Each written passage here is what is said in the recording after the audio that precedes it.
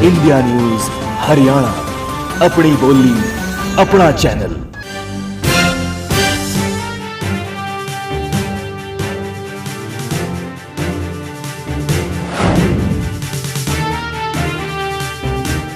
नमस्कार, बहुत स्वागत है आप सभी का इंडिया न्यूज हरियाणा पर। मैं हूं राजीव रघुनंदन। बीजेपी किसान मोर्चा के राष्ट्रीय अध्यक्ष ओम प्रकाश धनखड़ प्रदेश की राजनीति में किसी भी परिचय के मोहताज नहीं है। लोकसभा चुनाव में रोहतक से ओम प्रकाश धनखड़ ने चुनाव लड़ा। इस चुनाव में उन्होंने कोसली और बहादुरगढ़ से बढ़त बनाई थी और दीपेंद्र हुड्डा को चुनौती देने की कोशिश की थी, लेकिन अब लोकसभा चुनाव पीछे छूट चुका है। अब सियासी बिसात पर विधानसभा की बाजी लगी हुई है। ऐसे में हम ये जानेंगे कि ओम प्रकाश धनखड़ की विधानसभा चुनाव की रणनीति क्या होगी और बीजेपी का रुख विधानसभा चुनाव को लेकर क्या है। सवाल गठबंधन को लेकर भी होगा। वहीं प्रधानमंत्री नरेंद्र मोदी से उनकी नजदीकियों की चर्चा आम है। ये जानेंगे कि उनकी नजदीकी का फायदा प्रदेश की जनता को कैसे मिलेगा। ओम प्रकाश धनखड़ से जुड़े हर पहलू को खंगालेंगे और कुछ तीखे सवाल भी ओम प्रकाश धनखड़ से होंगे जो किसानों से जुड़े हुए होंगे।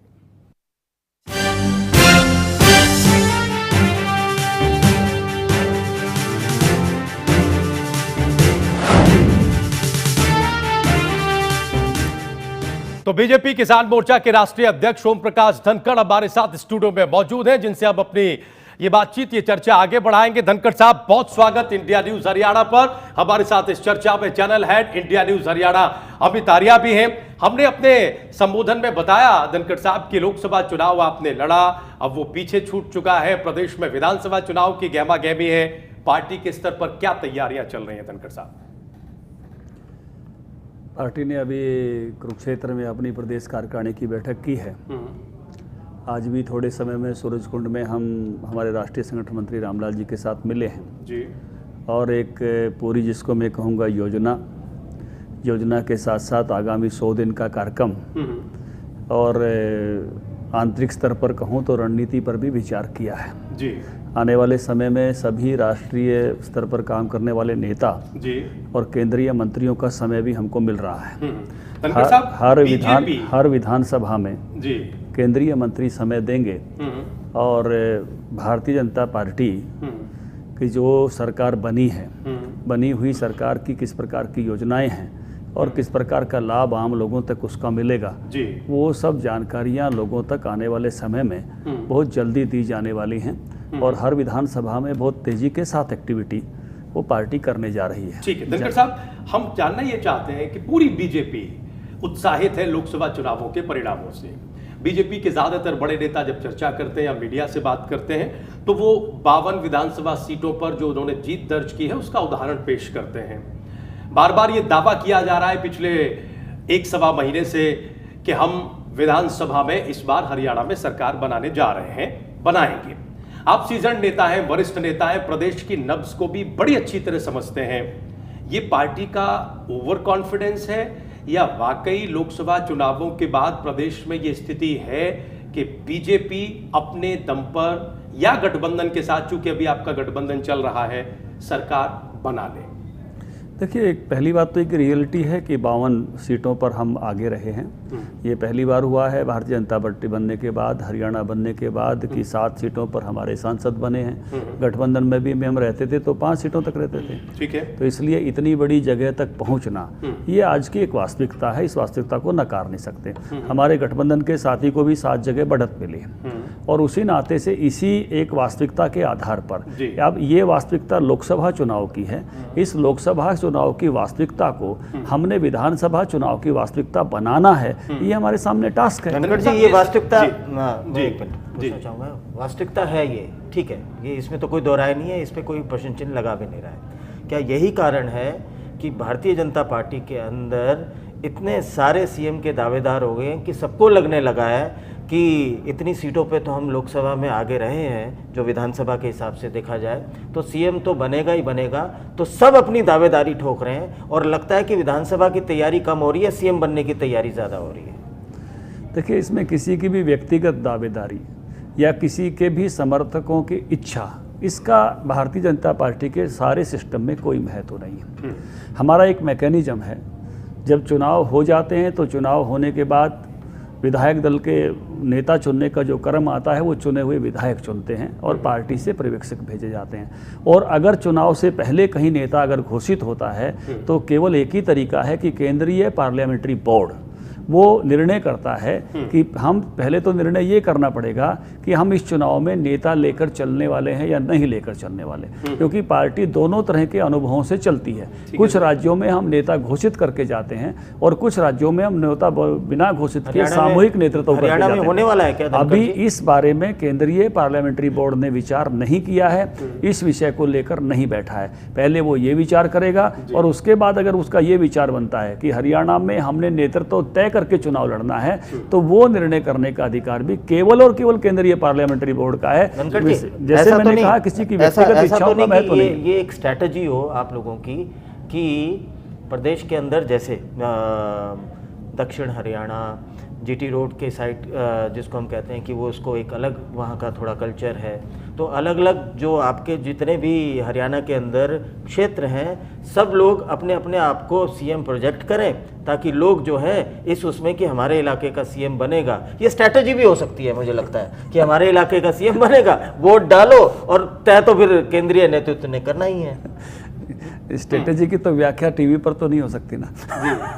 नहीं धनखड़ साहब, एक सवाल इसलिए अमित जी ने एक सवाल किया, हम जब जानना ये चाह रहे थे, आपने कहा कि 52 सीटों पर बढ़त मिली, ये वास्तविकता है, इसी बढ़त से पार्टी उत्साहित है और तमाम नाम भी आ रहे हैं, मुख्यमंत्री बनने की भी होड़ पार्टी में लगी हुई है। लेकिन क्या बीजेपी इस सच्चाई से वाकिफ है कि 52 सीटों की जो बढ़त है वो नरेंद्र मोदी के चेहरे की बढ़त थी? क्या प्रदेश में विधानसभा चुनाव में भी बीजेपी ये उम्मीद करके बैठी हुई है कि नरेंद्र मोदी के चेहरे पर ही या उस लहर पर ही एक बार फिर से उसे वोट मिल जाएगा? नहीं, ये भी उतना ही सत्य है। ये ठीक बात है कि पहले हम छोटी पार्टी थे, हम 9-10% वोट लेते थे, अभी 38% तक हम गए हैं, तो इसमें निश्चित रूप से सारी की सारी बढ़त नरेंद्र मोदी जी की है। ठीक है। और आगे आने वाले चुनाव में भी हम ये मान रहे हैं कि हरियाणा के लोग वो दिल्ली के अनुकूल सरकार बनाना चाहते हैं और दिल्ली के अनुकूल सरकार बनाने का लाभ ये रहता है कि हमारा आधे से ज़्यादा हरियाणा तो एनसीआर में है। हमको जितने भी प्रोजेक्ट, अभी आप विज्ञापन देख रहे थे, मेट्रो बढ़ाएंगे, तो मेट्रो हुड्डा साहब थोड़ी बढ़ाएंगे, अगर अनुकूल सरकार हरियाणा में बनेगी तो हम बढ़ाएंगे। अब जो भी चीज़ें दिल्ली से मिलने वाली हैं, उन दिल्ली से मिलने वाली चीज़ों का लाभ तब मिलेगा जब सामान्यतः उसके अनुरूप सरकार होती है, कहीं ना कहीं एक प्रेम की सरकार होती है। धनखड़ साहब, आप ये तो मानेंगे कि बीजेपी की जीत में, जो अप्रत्याशित जीत लोकसभा चुनावों में मिली, उसमें नरेंद्र मोदी के नेतृत्व का करिश्मा था, ये तो आप मानेंगे? बिल्कुल बिल्कुल। क्या प्रदेश में ऐसा कोई करिश्मा आपके पास है? क्योंकि प्रदेश की जनता तब मुख्यमंत्री का चेहरा आपसे पहले पूछेगी। जैसे लोकसभा में आपने नरेंद्र मोदी के चेहरे को आगे किया, जनता ने वोट किया, आंकड़े बदल गए, 38% वोट आपके खाते में आया। क्या प्रदेश की जनता आप लोगों से रैलियों में, जनसभाओं में ये नहीं पूछेगी कि प्रदेश में बीजेपी का चेहरा कौन है, प्रदेश में उस चेहरे की साख क्या है, हम वोट बीजेपी को क्यों दें? अनुकूल विकास तो चाहेगी, मेट्रो का आपने जिक्र किया, लेकिन किस चेहरे पर? देखिए, दोनों तरीके हैं।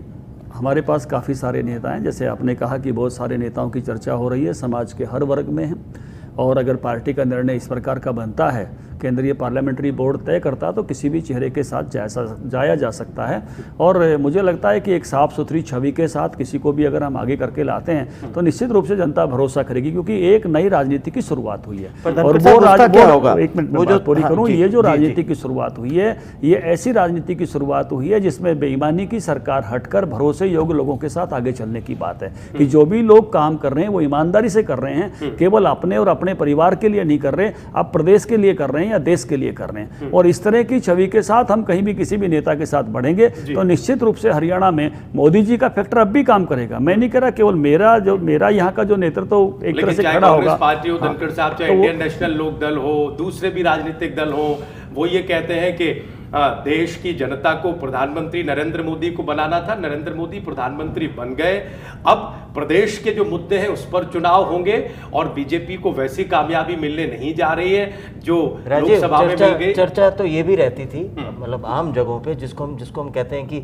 नुक्कड़ पे, पार्क में, तमाम सब जगहों पे, चाय की दुकान पे, चर्चा ये रहती थी कि भैया ऊपर तो देंगे मोदी ने, नीचे अपने हिसाब से देंगे। तो अगर ये इम्प्लीमेंट होता है, अगर ये इम्प्लीमेंट होता है तो सर इस स्थिति चुनाव ने सबके समीकरण बिगाड़ दिए और नीचे का हिसाब नहीं बचा। जो पार्टी 10 वर्षों से सत्तारूढ़ थी वो बिखर रही है। उस पार्टी के तमाम नेता भारतीय जनता पार्टी ज्वाइन करना चाहते हैं, हमारे नेताओं से संपर्क कर रहे हैं। और आपने आपके यहाँ वैकेंसी नहीं है, और आपके यहाँ वैकेंसी नहीं है, मतलब तो उस नाते से वो एक पार्टी बिखर रही है, एक पार्टी अस्तित्व बचाने की लड़ाई लड़ रही है, बाकी सब गठजोड़ बनाकर कहीं ना कहीं हम दिख जाएं उस स्थिति में आना चाहते हैं। तो सामने ही भी कुछ बचा नहीं है जिसके लिए लोग बात करते थे हम विचार करेंगे, हम तय करेंगे। तो सामने इस चुनाव के परिणामों ने सबके गणित बिगाड़ दिए हैं और पार्टियों का भरोसा हिला दिया है। पार्टियों का अपने ही लीडरशिप पर भरोसा नहीं रहा है। कांग्रेस पार्टी के ही लोग बात कर रहे हैं कि मुख्यमंत्री को हटाया जाए, इस मुख्यमंत्री के नेतृत्व में हम चुनाव नहीं लड़ सकते, इसके साथ हम खड़े नहीं रह सकते। ऐसी स्थिति कांग्रेस पार्टी की हो गई है जो सबसे बड़ा दल थी अब तक। और बाकी पार्टियां किस तरह से ऐसी कोशिश कर रही हैं कि किस तरह से हरियाणा में हम खड़े तो दिख जाएं, हमारा अस्तित्व तो बच जाए, और जो बहुत छोटे छोटे ग्रुप बने हैं वो मिलकर किस तरह से पहचान चुनाव में बना पाएंगे इसकी रणनीति में लगे हैं। इसलिए इसने सब माहौल बदला। राजीव की धनखड़ साहब इंडियन नेशनल लोकदल को बहुत हल्के में ले रहे हैं। जिस तरीके की तैयारी, जिस तरीके का जिसको कहते हैं कि उनका कौशल इस बात का कि किस तरीके से किसी तरह से अस्तित्व बच जाए, क्या ये इशारा इंडियन नेशनल लोकदल की तरफ भी है? देखिए, कुल मिला के इस सारे समय में इंडियन नेशनल लोकदल ने जिस प्रकार से भिन्न भिन्न विधानसभा में वोट प्राप्त किए हैं, जरा एक बार वोट देख लीजिए। मेरा पूरा का पूरा जाटलैंड है, मुझे नहीं लगता था कि इंडियन नेशनल दल को इतने को वोट कम मिलेंगे। कहीं 10,000 हैं, कहीं 18,000 हैं, कहीं 12,000 हैं, कहीं